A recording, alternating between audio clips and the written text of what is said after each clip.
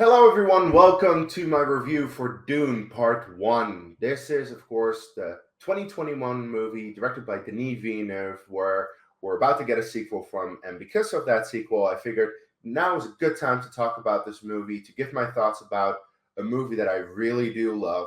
Spoiler alert for my overall thoughts. But yeah, I love this movie, and I'm very excited for Dune 2. And I figured, let's get my thoughts on this one before the new one comes out because I'm definitely going to do a review for that one.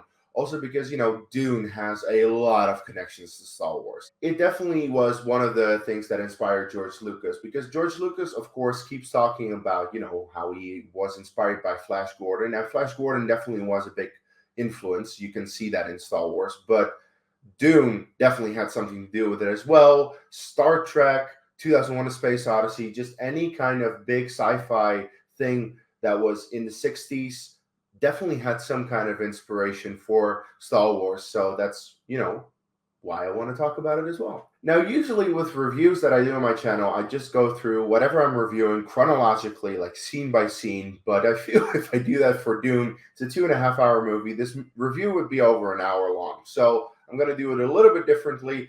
The review will still be long because I like to be extensive and in depth about it all, but it will be a bit shorter than it usually would. So just make sure that you know that going into this review, it's a little different than my usual reviews. Before I go into this movie, I quickly want to mention what came before Dune, the 2021 movie, because of course it's based on a book, a really, really big book. This thing is so huge, honestly, and it's a beautiful book. At least this version. I'm really happy with this one.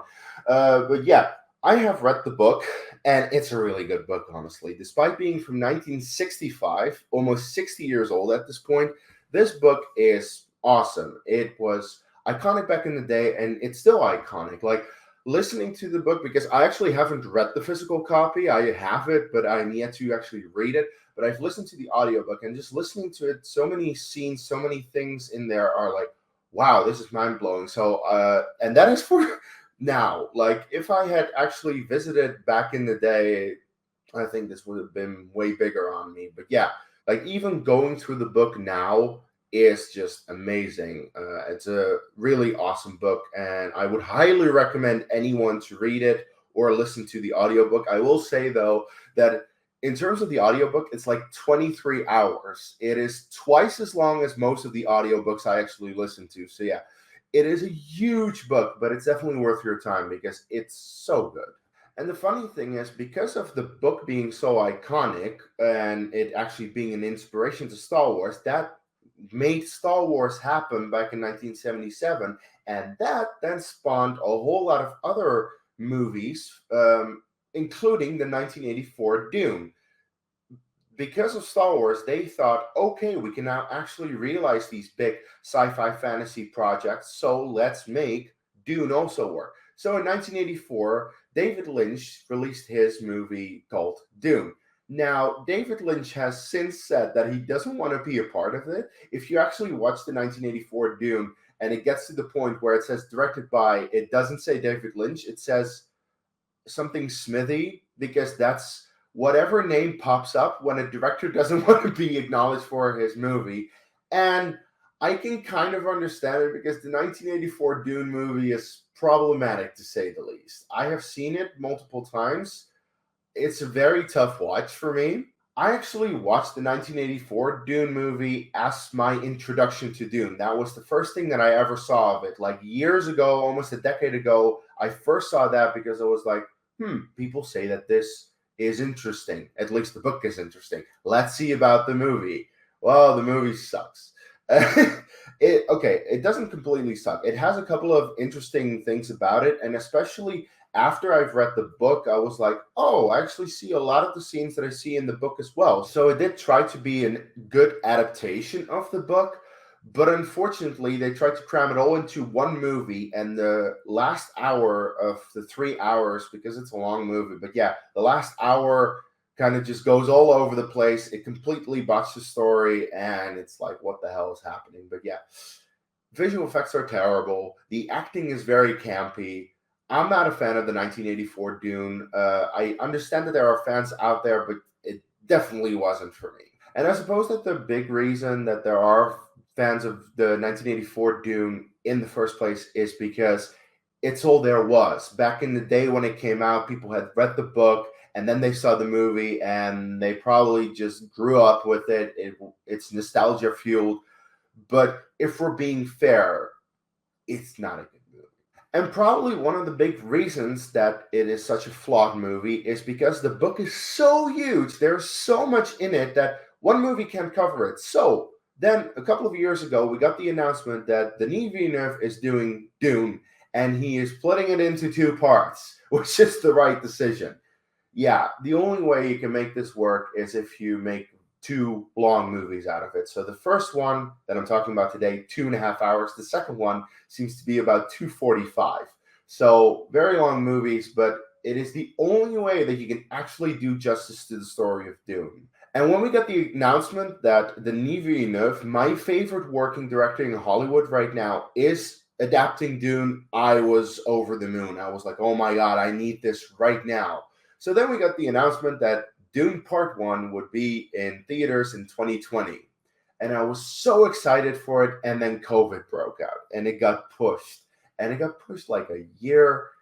And I needed to wait so long for it. And then I finally saw it in September of 2021. I actually spent like so much money to go to the other side of the country by train to see it in IMAX to make sure that I saw it on the biggest screen possible because by God, I had to. I was so hyped for this movie.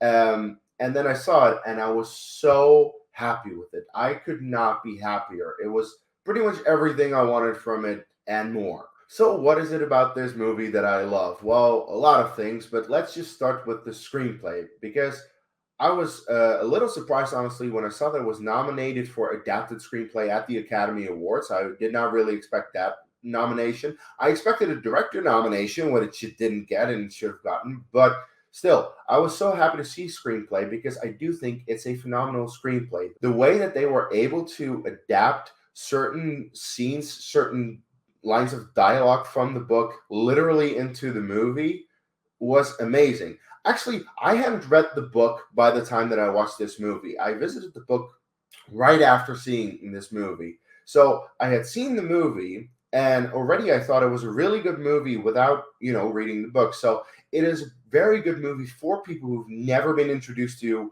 the book in the first place, never been introduced to Dune, because the movie, I think, does a very good job at explaining everything and have it be natural. And it's not really expository dialogue for the sake of expository dialogue, which is something that the 1984 Dune did. Because the 1984 Dune starts with like, in the year 6041, then they became victims and slaves of other men with machines. Only two of these ancient mental training schools remain. And just explaining the entire universe because it is a huge universe and there's a lot of elements in that universe that are important. But the 2021 version found a way to make it way more natural, way more normal to weave it in through scenes. Every single scene that we get explains a bit more, but doesn't have it be like a whole lot of expository dump all at once and it's like way too much for your brain to process.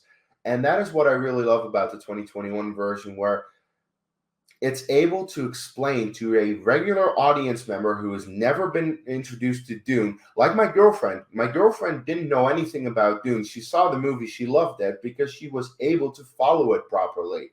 And I was able to follow it properly. And then I read the book, and then I figured out that actually so many scenes, so many lines of dialogue were actually adapted literally into the movie. And I was so impressed by the way that they were able to do that and have it flow naturally.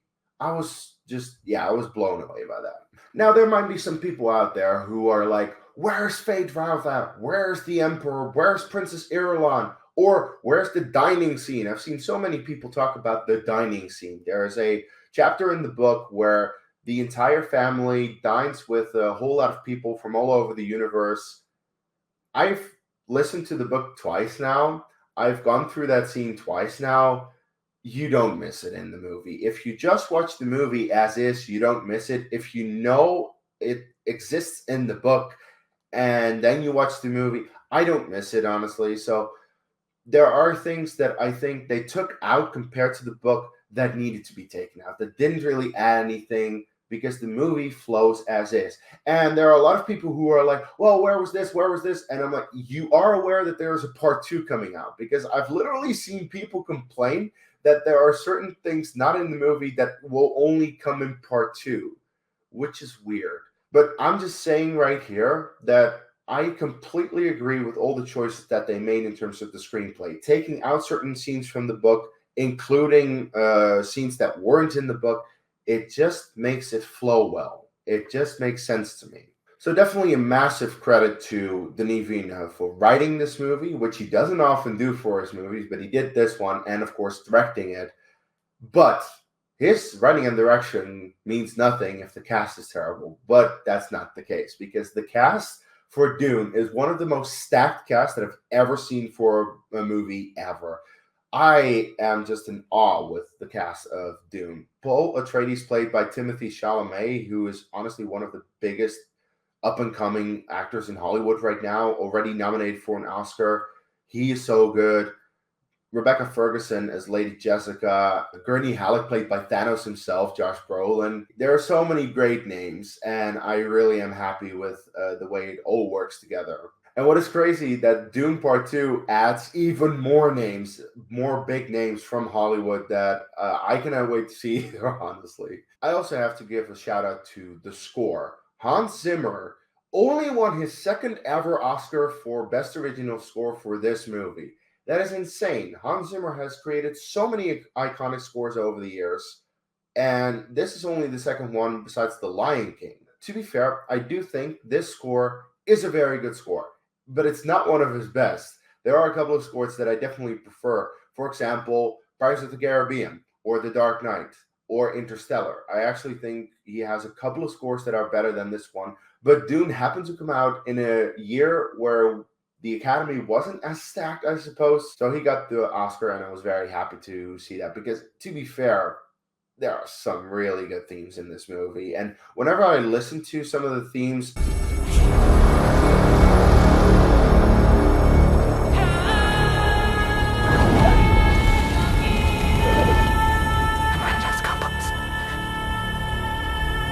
it just reminds me of the movie, and I'm just like, oh yeah, this is such a good score. I will say though, sometimes the score of Dune reminds me of The Dark Knight.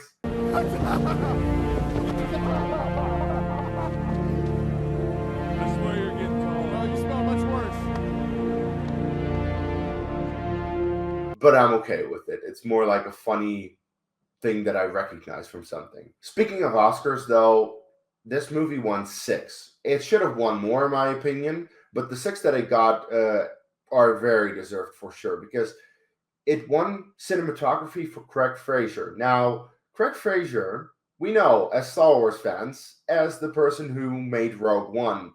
He is the one who shot Rogue One with beautiful shots in Rogue One, and he, again, absolutely killed it with this movie. And just some of these shots that I saw in Dune, I was just in awe. I was just looking at the screen, and I'm just like, cinematography, oh my God. I just could not believe it. Like, it's so beautiful, some of the shots, and very deserved Oscar in that regard. So I was very happy to see that, because also I felt that Rogue One should have gotten a nomination for how beautifully it was shot, and it didn't. Well, okay, here we go then. I essentially see this as the Oscar that Rogue One kind of deserved. But this movie also won for visual effects. And one of the examples that I will just point to as to why the visual effects in this movie are great, look at this mouse. Look at this desert mouse, this tiny little desert mouse with its water and everything. This is completely CGI. Nothing of it is real. Do you believe that it's real? I believe it's real because it looks real. Yeah, that's exactly the reason that this movie won Best Visual Effects. Another thing that the movie won was production design. And I remember that the actors were saying that they were so happy that they were actually acting on real sets. Most of the sets that we see in this movie are real. Most of the locations are real, because Denis Villeneuve really wanted to make sure that they got a feel for their environment, that they saw what they actually see in the movie, instead of just a whole bunch of green screens. So he made so many sets for this movie, and it shows, because all of it looks very realistic. and that's why it won production design. So that very much helps with the overall look of Arrakis and everything of Dune, because that is one of the things I also really love about Dune. Just the look of it all. The design of the Thopters is beautiful, with it having a dragonfly design, and just everything looks as it should. Like, this is to me how Dune should look. I absolutely adore how it all looks, and especially like you have the shields in this movie. If you compare these shields to the 1984 one, have you seen the shields in the 1984 one? They look so fucking awful. I cannot see what is happening most of the time. Like, when they're fighting, I'm like, I just see a big giant box around people, and the box is moving, and I don't see the people move really. It is so awkward. In this movie, the shields just look way better. And one more thing that I wanted to point out is this scene right here. Bless the Maker and his water. Bless the coming and going of him. May his passage cleanse the world. This is my favorite scene in the entire movie. I saw this in IMAX the first weekend. I had my jaw on the floor when watching this scene. I loved it so much. Watching it at home, still amazing. The score, the cinematography, the visual, just everything in this scene works for me. I love it. I will quickly mention a couple of little issues that I have with the movie. They're not really big issues. Some used to be, but not anymore. But in terms of issues, when I first watched this movie in the theater, I wasn't a big fan of the flash forwards with the dreams for Paul. But I then read the book, and then I realized, oh, right, they need to show these type of things because they need to show that Paul is having these visions and dreams of the future, of what he's going to do on Arrakis and what he's going to do after he takes Arrakis, that kind of stuff. So initially, I didn't really understand it, but then after reading the book, I understood it more, and I was like, okay, that's a way to do that. I'm okay with that now. Now, another issue I have is more so an issue I have with the book, which is some of the names. Some of the names are absolutely ridiculous. Shout out Mapes, Salusa Secundus, Duncan, Idaho. Are you listening to yourself?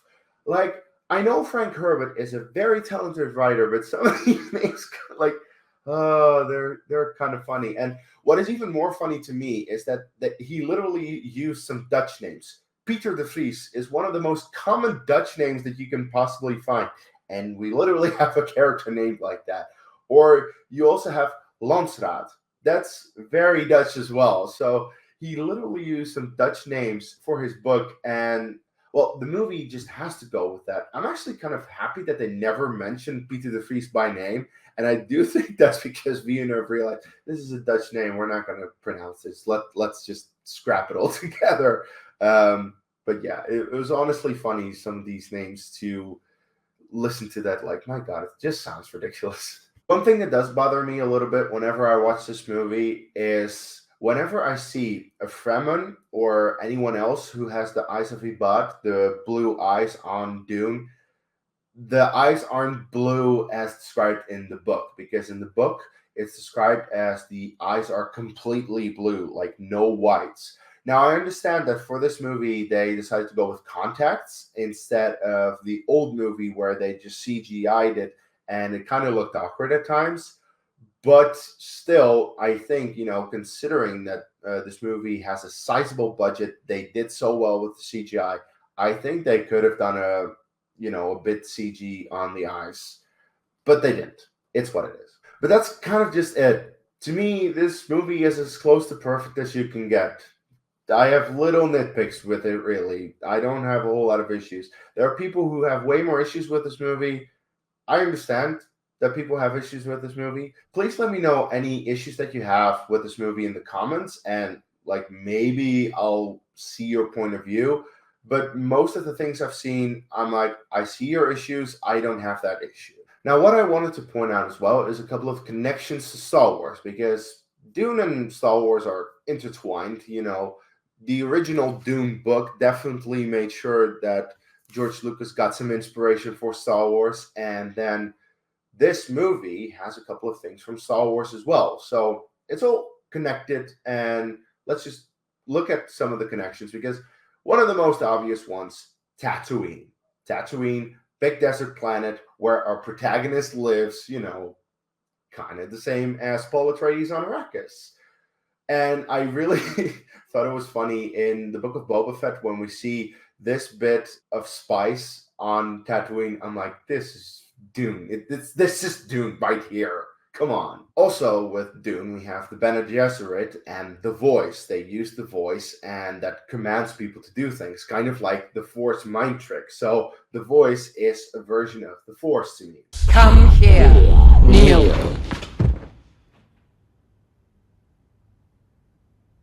How dare you use the voice on me? Now, there's one thing that is a bit spoilery for the people who haven't read the book, and it might come into the second movie.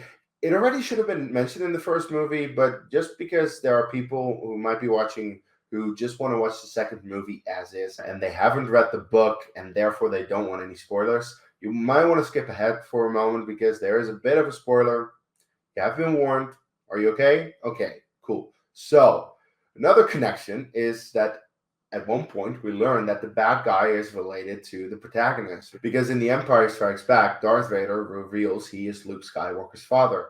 In the book, at one point we learn that Baron Harkonnen actually is Paul Atreides' grandfather. This actually should have already appeared in the first movie, because the moment that Paul and Jessica are in the tent together, that's when that comes out in the book. That didn't happen in the movie, but I do think it at one point should come into the second movie, because it is the reason that Paul is the Quistis Haderach. So I feel like it should be brought up at some point. Anyway, speaking of the Baron, Stellan Skarsgård, of course, is Luthen in Andor. But probably the biggest connection in terms of cast member is Duke Leto Atreides himself, Poe Dameron, Oscar Isaac. So yeah, that was a good one, and I especially loved the moment when he says this. I wanted to be a pilot. Because I very much have the feeling that was inserted there for the Star Wars fans who were watching this movie. And maybe a bit more of an obscure cast member, but still, fair. Sharon Duncan Brewster, who plays Liet Kynes in this movie, is in Rogue One as Senator Pamlo from Terrace. Now, I will say this quickly about the people who might have an issue with the fact that they changed her gender. Grow up. I think she works very well in this movie. I have no issue with her performance as Liet Kynes. She very much embodies the character. The lines are literally taken from the book, and the way that she delivers the lines are what Liet Kynes is. And I definitely feel this is Liet Kynes. I have no issue with the fact that they changed the gender. But that's it in terms of main cast. It's possible that there are some really obscure cast members in the background sometimes who don't have any lines of dialogue. If that's the case, let me know in the comments below, but I didn't bother to figure that one out. Well, I, of course, already mentioned the cinematographer from Rogue One, Greg Fraser. And again, I'm just so happy that he won the Oscar for this one. But then a bit more of an obscure reference, if anything. And I'm not sure if this was really taken from Dune, but we see this fight between Ezra and Kanan in Star Wars Rebels, and it ends in a tie. And that kind of reminds me of the scene where Gurney and Paul fight, and they have a tie as well. I have you. Aye. But look down, my lord. You'd have joined me in death. It might be a connection, I'm not sure. But that's pretty much all I can say about Dune Part 1. I absolutely adore this movie. This movie, to me, is a 10 out of 10. And yeah, I've seen it so many times already, and I will see it so many more times. And I cannot wait for Dune Part 2, because it should not be much different. Dune 2 is still directed by Denis Villeneuve. It still has the same cast and crew for the most part, but we are going to see Austin Butler as Feyd-Rautha, Florence Pugh as Princess Irulan, Christopher Walken as the Padishah Emperor. That is going to be fascinating, but I'm sure I have faith in Denis Villeneuve. I'm sure that it's going to be a good fit for all of them. So honestly, I cannot wait for that. I'm very much looking forward to how they deal with the time jump. There is going to be a time jump because Paul and Jessica will spend several years on Arrakis, in which time Paul's sister will grow up, Aliyah. And I have no idea who's playing her, but that makes sense because it would be a very young girl who probably is not really known in Hollywood. But I'm very curious to see who is going to play her and how that is going to work out, because Aliyah is a very interesting character, to say the least. And I'm also curious to see how the movie will end because Denis Villeneuve has talked about the fact that he wants to do Dune Messiah, which is the book set after Dune. And I'm curious if he's going to set that up in any way, shape, or form. We'll have to wait and see. But I can just say I'm very excited about it. I actually just got my tickets for Dune 2. I'm actually going to see it on the 29th of February in IMAX, biggest screen possible, again with my girlfriend. I am so hyped for it. And I'm probably going to watch it several more times, opening weekend and then in the weeks to come. I'm going to see this movie to death. I cannot wait for it. I'm so excited for it. So that's what I have to say. Now I'm just wondering, what are your thoughts on Dune? Let me know your thoughts. Like, if you've read the book, what you think of the book. If you've seen the 1984 movie, well, if you like it, if you like it, that's cool. Just let me know in the comments what it is you like about it, because I don't really. And like, let me know, what do you love about Dune Part One? Are you looking forward to Dune Part Two at all? Just let me know any thoughts in the comments below. Please subscribe to my channel for more Star Wars and sometimes Dune content as well. Check me out on other channels as well. And of course, follow me on social media. All the links are in the description below. Now, seeing that my usual specific phrase at the end of my videos is Star Wars and not Dune, you know what? I'm doing the whole thing. I must not fear. Fear is the mind killer. Fear is the little death that will cause total obliteration. I will face my fear and I will permit it to pass over me and through me. And when it has gone past, I will turn its inner eye and see its path. And where the fear has gone, there will be nothing. Only I will remain.